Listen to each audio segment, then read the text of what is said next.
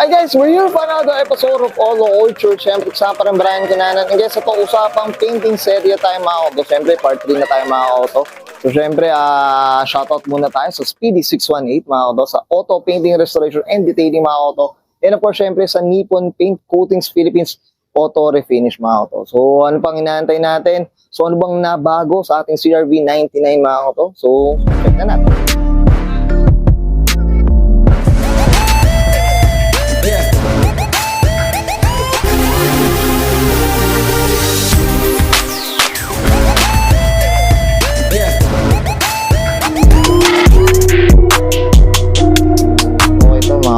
So flex ko muna kayo dito sa workshop ng Speedy 618. And ang dami ginagawa. Ito may mga old school.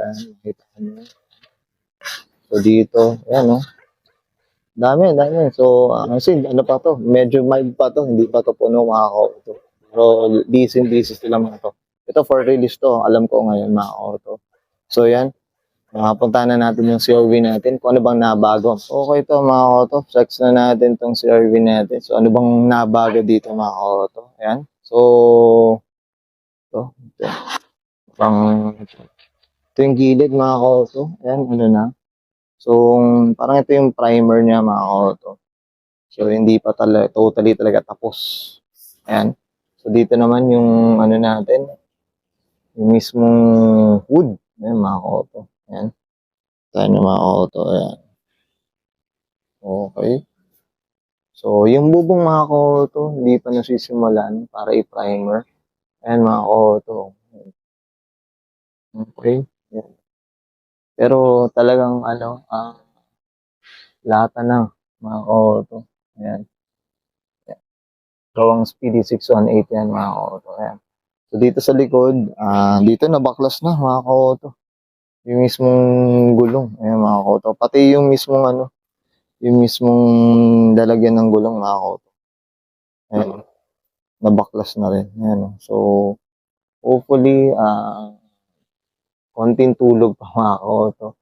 So, ayan. So, excited na rin ako mga auto. So, ngayon, ibibitinin ko muna kayo guys.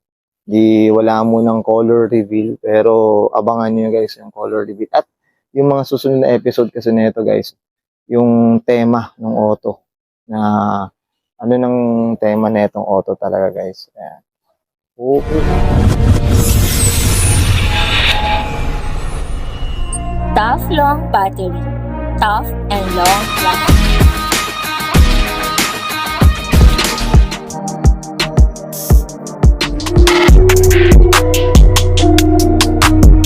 Ito, dito naman tayo sa ano, driver side. Ito guys. Ito yung fender dito, top ano na. So talagang naka-primer na. Ayan. So dito naman guys, ito ika nga sabi nila Sir Ramon at Sir Raday. So ano siya, ang daming patsi-patsi ng mga ano, ng lumang paint. So kailangan talaga mabaklas talaga ng ano.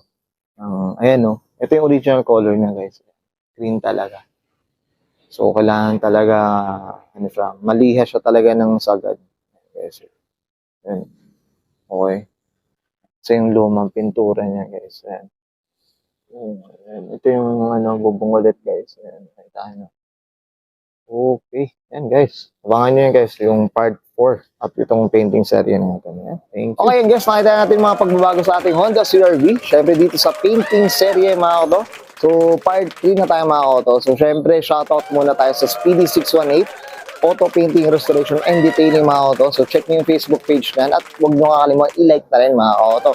So, syempre, at yung Nippon Paint Coatings Philippines and Auto Refinish mga auto. So, check nyo rin yung Facebook page at huwag nyo na rin kalimutan i-like na rin na mga auto. So, syempre, guys, abangan nyo yung painting series pa rin natin sa part 4. So, hopefully, may mga babago. At, syempre, malalaman nyo na rin yung natin. Color reveal na ba mga auto. So, syempre, bibitinin ko muna kayo dyan. So, guys, hindi ko na patatagal ito. This is Brian Kananan and this is Auto Culture.